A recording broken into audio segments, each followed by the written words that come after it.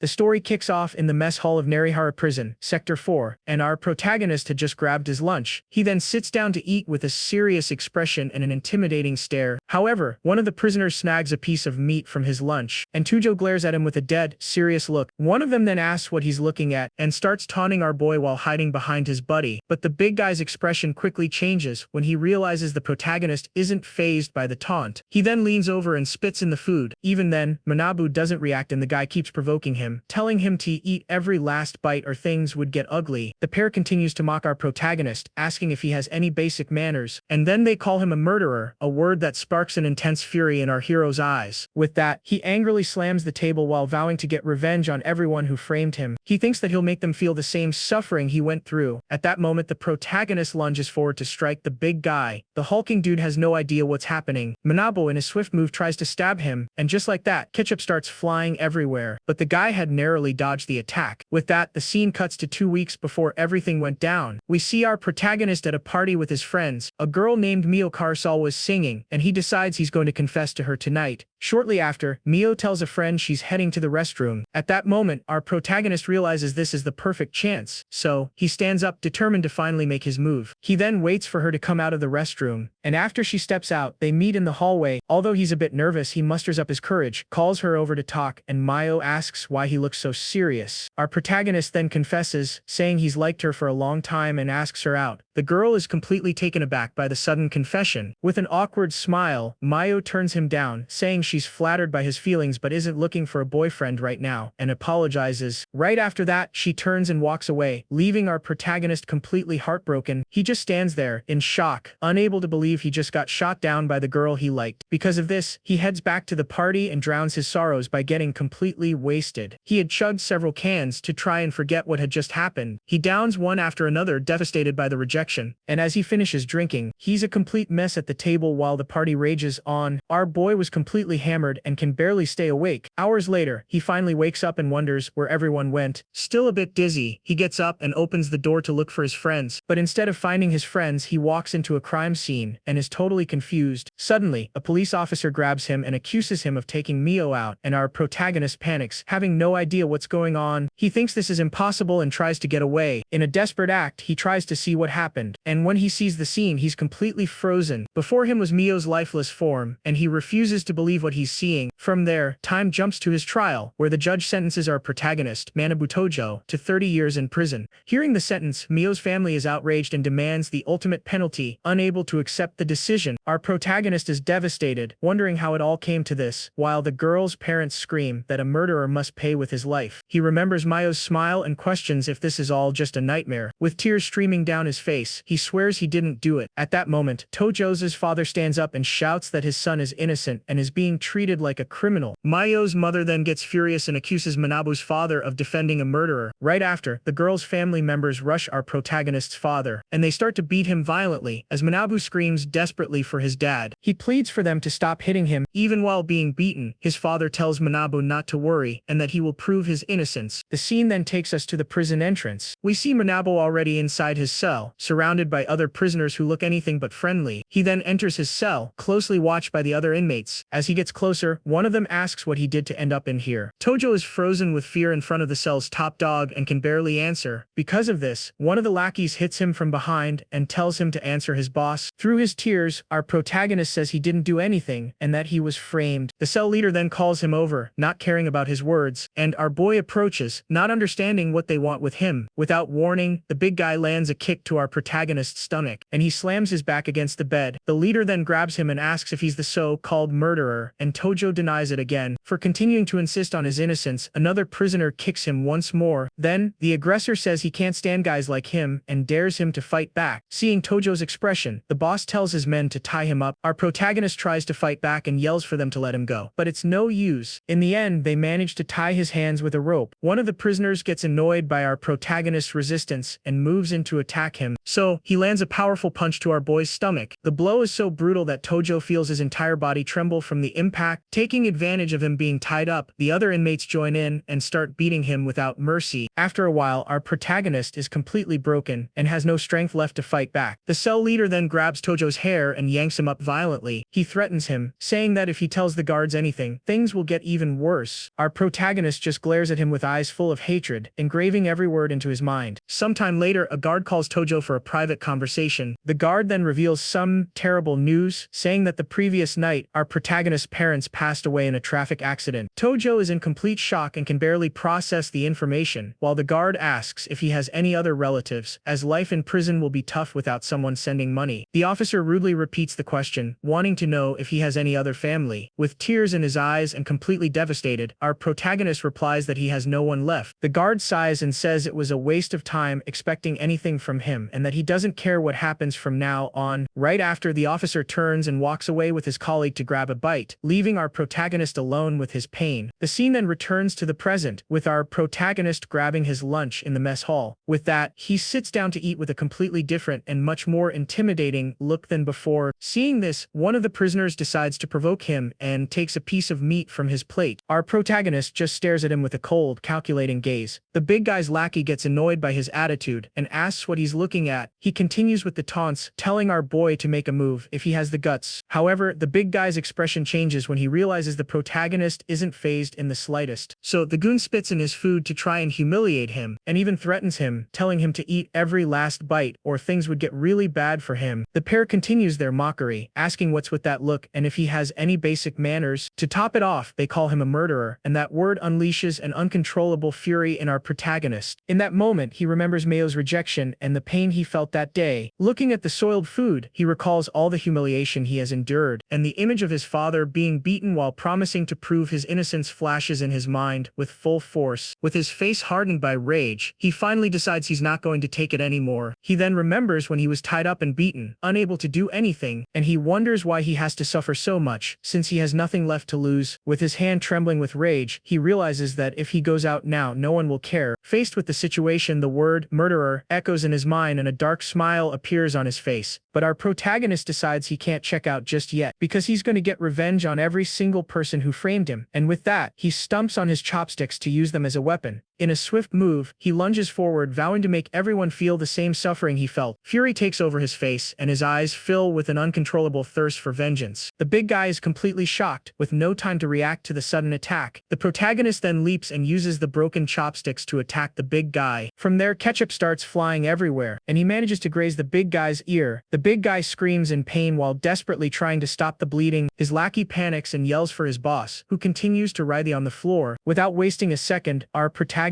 turns to the other prisoners and lunges at them, screaming for them to perish. One of the goons gets furious and calls him a miserable punk, while the others surround him, but our protagonist doesn't back down and maintains his expression of pure rage. One of the prisoners is clearly shaken by the sudden change in attitude. Without wasting time, our boy moves toward another target and strikes the inmate's chest with the broken chopsticks. As he attacks, he thinks that if he's going down anyway, he's taking all of them with him. The prisoner barely has time to scream before collapsing. Then he falls unconscious on the floor, but Tojo isn't going to leave him in peace, and starts slamming the man's head against the floor. The first guy who provoked him is now terrified and screams for him to stop, and lands a kick on our protagonist. He gets annoyed, seeing that the fight isn't over yet. The lackey then wonders if our protagonist has completely lost it when he sees his bloodied and insane expression. At that moment, the guards come rushing in, shouting and asking what he thinks he's doing. One of the guards then grabs him from behind to try and restrain him, and lands a solid punch on our protagonist. But even while being hit, he shoots a look of pure hatred at the guard. The head guard panics and orders them to get Goriki to the infirmary fast, and threatens to settle the score with the others later. Meanwhile, our protagonist screams in rage and frustration, and breaks free from the guard's hold. However, the guard is shocked by our boy's next move. Faced with the situation, he screams for the others to grab him, because our protagonist is trying to throw himself against the wall. The guards then team up and manage to hold him back before he can hurt himself. He struggles with all his might, trying to break free, and continues to scream desperately while being restrained. The scene then cuts to the prison infirmary. Our protagonist is lying in bed, and a doctor comments that he seems to have lost the will to live, as he hasn't eaten in several days. So, the doctor informs the guard that they're giving him nutrients, but his situation will be dangerous if it continues like this. As the doctor leaves, an elderly janitor enters the infirmary, and he starts calmly sweeping the room's floor. Given the situation, the old man advises our protagonist not to waste his life. Our boy, however, continues to lie there with an empty stare, not giving a single care, but the old man persists and provokes him, asking who will clear his parents' names if he perishes. Upon hearing this, our protagonist's eyes widen in shock. He then sits up in bed and demands to know what the old man said. The old man then reveals that he heard about his case and asks if he ever considered the possibility that his parents' passing wasn't a simple accident. Our protagonist is confused and asks what he's trying to say. With a dark smile, the old man claims it wasn't an accident and that his parents were, in fact, silenced. In a fit of rage, our boy grabs the old man and demands to know how he could know something like that. The old man then explains that when something feels off, it's because there's something more to it, and asks directly if the protagonist took out the girl. Our hero immediately lets him go and firmly denies the accusation. So, the old man deduces that he was framed and that his parents were likely eliminated by the culprit for finding evidence of his innocence. The protagonist is shocked by the revelation and realizes he always felt something was wrong from the very beginning. Faced with the situation, our protagonist wonders who would have done that and for what reason. With tears of anger streaming down his face, he grits his teeth hard. He then yells that the old man is right and that he can't go out until he has avenged his parents. The old man lets out a satisfied smile upon seeing the determination in the young man's eyes. However, he warns that in his current state, our hero won't be able to do anything as Gariki has already publicly declared he's going to end him. Even so, Tojo isn't fazed, and the old man says there is a way to survive. The old man is impressed and says the kid has guts, and that he likes that. So, he makes a proposal and says that if Tojo can survive Gariki, he'll lend him a hand, and our protagonist asks for what? With a sly grin, the old man reveals it's to escape from prison. Shortly after, the old man gets serious and looks toward the door, as if he's listening for something. He then points to a pile of books and tells our protagonist to read one of them when he has time, as it will be useful. Our hero picks up the book as the old man turns to leave, and looking at the cover, he sees it's a book about human anatomy and weak points. Tojo then asks who he is, and the old man introduces himself as Sachaya, but right after, he tells our protagonist to just call him old-timer and leaves, leaving the young man alone with his thoughts. Suddenly, a guard bursts into the infirmary and yells at our protagonist, asking what he's doing reading a book so calmly. The guard continues to complain that things have turned into a nightmare because of the mess he caused. With that, he tells our hero to get up because he's going to spend a month in solitary to cool his head. He then shoves our protagonist toward the cell and says if he wants to check out so badly, he can go ahead and do it in there. The solitary confinement door slams shut with a loud thud, leaving our hero in darkness. Sitting on the floor, he holds the book and thinks that he no longer has any desire to perish. He then looks at the book on human anatomy and weak points. With his eyes gleaming with determination, he promises himself that he will have his revenge. The scene jumps forward 15 days, with someone unlocking the solitary confinement door. The same guard from before opens the door and shouts that time's up and for our protagonist to get out if he's still alive. However, the officer is completely shocked by what he sees inside. Our hero then steps out of the cell shirtless, revealing a much stronger and more defined physique. He seems to have spent the entire time in solitary training non-stop. The guard asks in shock what he was doing in there, and the protagonist calmly replies that it was nothing special. With a sinister smile, he says he was just reflecting on his sins. The scene then takes us to the prison yard, where the inmates are doing hard labor. Then our protagonist walks confidently toward the area, and right away one of Gariki's goons spots him from a distance. So, the lackey shouts to the others and tells them that Tojo is there. Immediately, our hero is surrounded by Gariki's gang, who threaten him, saying he's finished. However, the protagonist just cracks a terrifying smile, showing not an ounce of fear. At that moment, Gariki himself appears and says he got out of the hospital early just to see him. He then points to the scar Tojo left and swears he'll make him pay 100 times over for it. With a furious shout, Gariki orders his men to get our protagonist. At the command, the entire gang charges at the young man all at once. Our hero, however, remains calm and just watches the enemies approach. From there, he starts dodging and blocking their blows with impressive ease. Gariki gets annoyed annoyed with his men's performance and yells, asking if they haven't eaten yet, and threatens to deal with them later if they keep being soft. Our protagonist grits his teeth hard and braces himself for what's next. With that, Manabo lets out a roar of fury and prepares for a counter-attack. From there, he charges forward with incredible speed and goes straight for Goriki. The big guy gets annoyed by our boy's audacity and tries to fight back, but Tojo manages to grab Goriki, and full of hatred, he screams for his opponent to perish. In a surprising move, he throws himself and the big guy off the top of the building, and the big guy screams in terror as he's hurled down. The goons on top of the building scream desperately for their boss. Goriki plummets from a great height and splatters on the ground with a dull thud. Our protagonist then stands over Goriki's defeated body, completely exhausted but victorious. In this situation, he thinks of everyone who tormented and framed him, and with his eyes full of a new determination, he vows that he will crush every last one of them. Even with Goriki already down, our hero continues to punch him relentlessly as the guards approach. One of the guards then desperately yells for Tojo to stop. The officer then shouts that if he ends Goriki's life, he'll get the ultimate penalty. Upon hearing this, our protagonist stops the attack and thinks that he can't perish there without getting his revenge first. With that, he grits his teeth with all his might, controlling the rage boiling inside him. So, he lets out a scream of pure frustration, and the other prisoners realize it's best not to mess with a guy who has completely lost his mind. Because of that incident, our hero's sentence is extended by another 20 years, but he notices that everyone's attitude around him has changed. Shortly after, we see our protagonist in the infirmary reading that anatomy book when the door opens. A guard enters and announces that Goriki has been transferred to another prison and will spend the rest of his life in a wheelchair, and finally, asks Tojo not to cause any more trouble. The officer then asks if his injuries are healed and says that he's now going back to his cell. Tojo thinks that now everyone avoids him because nobody wants to get involved with a psycho who isn't afraid to go out. As he's thinking this, someone walks down the hallway toward him. It was Sachiya, who appears at the door with a smile and says they meet again. Our protagonist then faces him and says he survived as promised, and now he wants to know how to get out of prison. The old-timer lets out a laugh, satisfied to see that the young man really held up his end of the bargain. So, Sachiya explains that he can help with the escape if Tojo creates an opportunity, and our hero asks what he needs to do. The old man then cracks a sinister and mysterious smile, about to reveal his escape plan, and tells our protagonist to cause a huge commotion in the prison. Our protagonist asks what would happen next and questions if he can really trust the old-timer. So, Sachiya explains that the iron grate in the kitchen sewer has been loose for a long time, and he'll make sure it can be removed for the escape. He's silent for a moment, and the old man tells him to go check it out if he doesn't believe him. However, our hero refuses and states that if he can get out of here, he'll do anything. With a determined look, he assures the old-timer that he can leave everything to him. Shortly after, a guard escorts him back to his cell. Upon arriving, the other prisoners stare at him with a mix of fear and surprise. As the guard walks away, our protagonist faces the inmates without showing any weakness. With an intimidating smile, he challenges anyone who wants to avenge Goriki to step forward. Faced with the threat, one of them panics and says it's all a misunderstanding, as they hated that big oaf too. The same prisoner continues, saying they were relieved when Tojo took him out, and from now on, our protagonist is their new boss. All the others agree and start hailing him as the new boss of the cell. Our hero just watches them with a dark look, accepting his new position of power. The scene then cuts to the mess hall, where our protagonist eats peacefully, while the others respect him from a distance. Now as the new top dog, he takes a piece of meat from his plate. With that, one of the prisoners who used to torment him now treats him like a boss and offers a piece of his food. Right after, the others do the same and try to please the new cell leader. Our protagonist, however, gets embarrassed and asks them to stop, as he can't eat that much. Meanwhile, at another table, some inmates comment that Goriki got beat by that rookie and will be bedridden for the rest of his life. A huge prisoner gets annoyed hearing the conversation and complains that the rookie became a leader but didn't even come to introduce himself. Faced with the situation, one of his goons tries to calm him down and says he'll talk to the kid to bring him over to their side. This way, he assures that the entire prison sector will belong to his boss, and Yumi-sen seems to like the idea. So, the lackey slams the table and gets up to go talk to our hero. He then approaches and asks if the guy sitting there is the famous Tojo. Right after, he introduces himself as one of Yumi-san's men and accuses him of disrespecting his boss for not introducing himself after defeating Goriki. Our protagonist, however, isn't intimidated and coldly asks if he has a problem with that. At that moment, one of his new followers whispers in his ear and warns him that Yumi-san is a dangerous guy. Our hero then looks across the mess hall and stares at this Yumi-san from a distance. The big guy notices the stare and tells one of his men to teach the rookie some manners, and the lackey accepts the order immediately. The goon gets annoyed by our protagonist's attitude and slams the table, shouting that he's getting too big for his britches, and that there are rules in this place. Before the guy can even finish his sentence, our hero lands a solid punch right in his face. At the attack, ketchup starts flying everywhere, but our protagonist maintains a cold and merciless look. Seeing the scene, Yumi-san is completely shocked, unable to believe what just happened. Even Tojo's new followers panic at their new boss's sudden brutality. From the impact, the lackey flies backward and hits the floor, desperately screaming for his boss's help. From there, Yumi-san gets furious and gets up from the table, yelling at our protagonist. However, our hero just stares at the defeated goon on the floor, completely ignoring the big guy's rage. The other prisoners get scared and stand up from their tables, not knowing how to react to the commotion. The expression on one of them shows pure terror as he realizes the rookie is much more dangerous than they imagined. Even Yumi-san's other goons get scared and start hesitating to get involved in the fight. Even while down on the floor, the defeated man points at our protagonist and swears he's going to end him. Unfazed by the threat, Tojo starts walking slowly toward the big boss. Yumi-san looks at him with contempt and says he's never seen anyone so arrogant. With a smirk, our protagonist replies that he's looking at one right now. Suddenly, a guard appears and yells for Yumi-san to stop the commotion and get back to eating. The big guy then makes a disgusted face and threatens our protagonist, saying he'll regret this, so he turns and leaves with his gang, but warns that they'll settle the score for good during the next day's break. Meanwhile, the goon who got hit is left on the floor crying and desperately screaming for his boss. One of our protagonist's new followers panics and grabs him, saying the situation is bad because tomorrow Yumi-san will definitely bring backup to finish them off. However, our hero isn't fazed in the slightest and calls his new followers cowards, saying they just need to take them all out at once. Faced with their new boss's confidence, the other prisoners are completely shocked and speechless. With that, one of the most scared guys drops to his knees on the floor. He then bows before our protagonist and apologizes for being scared before. And then, he shouts with all his might that they will fight with everything they've got tomorrow, and the others immediately agree. Our protagonist just watches in silence as his new gang bands together and prepares for the fight to come. Later that night, everyone in the cell is sound asleep. However, our hero quietly gets up and takes the bedsheet from one of the sleeping prisoners. With the sheet in hand, he starts twisting it tightly, turning the fabric into a makeshift rope. He then holds his new weapon with a look full of determination, preparing for the chaos he's going to cause the next day. The next day, in the prison yard, the inmates are enjoying their break. Meanwhile, two guards are casually patrolling the area. With that, one of our protagonist's followers approaches one of them and offers some cigarettes to distract him. The guard immediately accepts the offer and walks away with his colleague for a smoke. From there, Yumi-san and his gang are already waiting for our hero on the other side of the yard. Shortly after, our protagonist and his men begin to approach for the confrontation. One of his followers gets tense and tells his boss that they've arrived. Our protagonist, however, cracks a sinister and confident smile as everything is going according to plan. He then turns to his gang and yells for them to show their determination in this fight. And so, the brawl finally begins, and the two gangs charge at each other with everything they've got. One of the prisoners lands a powerful punch on one of his opponents. Then, ketchup starts flying as another guy takes a solid hit to the face. The chaos continues, and another prisoner is taken down with a brutal kick. While the brawl rages on, the two distracted guards continue smoking peacefully. However, one of them finally notices the commotion and throws his cigarette away, shouting that another fight has broken out. The fight continues with another brutal punch that sends ketchup flying everywhere. With the commotion, the guards finally come running and use their whistles to try and control the situation. In the middle of the mess, even Yumi-san gets hit from behind, so the big boss grits his teeth in anger for getting hit in the middle of the brawl. The situation gets out of control, and one of the guards is surrounded by prisoners who prevent him from using his baton. Faced with the chaos, the guard shouts that this is a violation of the rules and orders for the security team to be called urgently. Meanwhile, the beatdown continues without mercy, and several inmates are already on the ground being kicked. Suddenly, the goon who got hit in the mess hall realizes something strange is going on. He looks around amidst the chaos and wonders where our protagonist went. Far from the brawl, our hero takes the opportunity and discreetly escapes, carrying the sheet he prepared. Shortly after, he finds Sachiya, who praises him for a job well done and tells them to get out of there as fast as possible. With a satisfied smile, the old-timer then tells our protagonist to follow him, and so, the two of them head toward the prison kitchen to continue with the escape plan. When they get there, the old man stops in front of the sewer grate he had mentioned earlier, and without wasting any time, the old-timer starts lifting the heavy iron grate to open the path to freedom. With a satisfied smile, the old-timer looks at our protagonist as if to say it all worked out. Our protagonist, however, remains serious, just waiting for the right moment to go down. So, he kneels at the edge of the opening, preparing to enter that dark tunnel. The passage reveals a filthy and completely dark tunnel that seems to have no end. Without hesitation, he climbs down and steps into the dirty water, starting to walk through that disgusting place. The old-timer, leading the way, warns that the place stinks a bit but asks our hero to hang in there. With that, our protagonist covers his nose to try and endure the horrible smell of that sewer. He continues to crawl through the filth, and even some rats show up to welcome them. The place is completely infested with them, but the pair keeps moving forward without stopping. After a while, the old man finally stops and announces that they've reached their destination. Before them is another metal grate that seems to be the only way out of that tunnel. Our protagonist then asks what they're going to do now to get past that obstacle. The old-timer, however, tells him to relax and reveals that he's already made all the preparations, as he's been here a few times before. He continues to explain that on one of his visits, he managed to loosen one of the iron bars to make the escape easier. So, he points to the loose bar and tells our protagonist to push it with all his strength. Following the order, our protagonist pushes